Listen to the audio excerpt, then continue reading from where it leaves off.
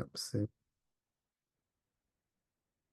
Okay, the purpose of the 12 steps and how that correlates to a student of enlightenment or a Hawkins student.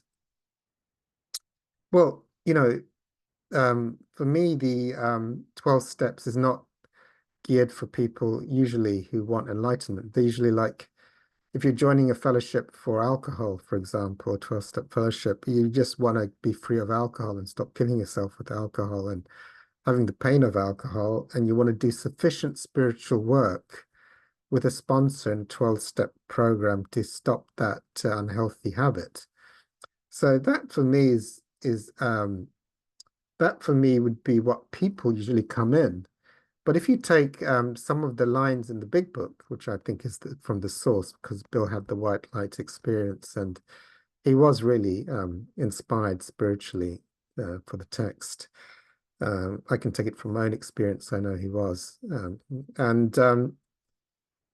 So if you take step 3, I'm willing to turn my life and my will over, and you pray for the freedom from the bondage of self, and you're willing to take all the steps literally to 100%. So you're not allowed to hold any resentment at any time. You've got to sort of pray and release it or do inventory until it vanishes, till that resentment no longer exists for you. If you've got a fear, you've got to pray and do inventory until that ceases to exist. It stops blocking the infinite presence of God. So you no longer have those.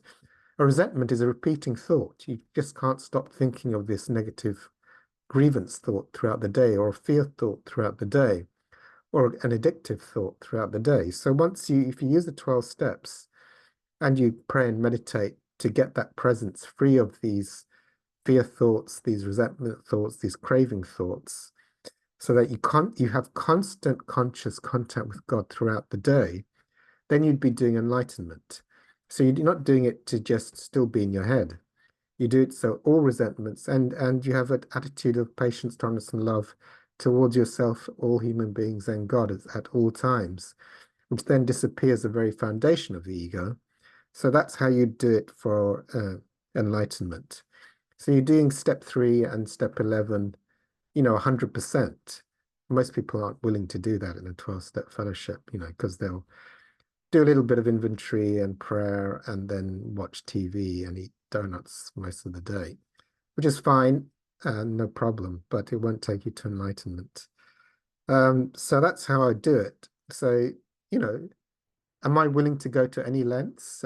If I take some lines selectively, willing to go to any lengths, willing to release every single resentment until it ceases to exist, and every fear, and turn it over to God as it arises, and then to constantly have prayer and meditation to have conscious contact with God, rather than being the entertainment or the bondage of my thinking, then that would take me to enlightenment if I had a 100% willingness to do that at all times, without fail, which it would be what a student of enlightenment would do.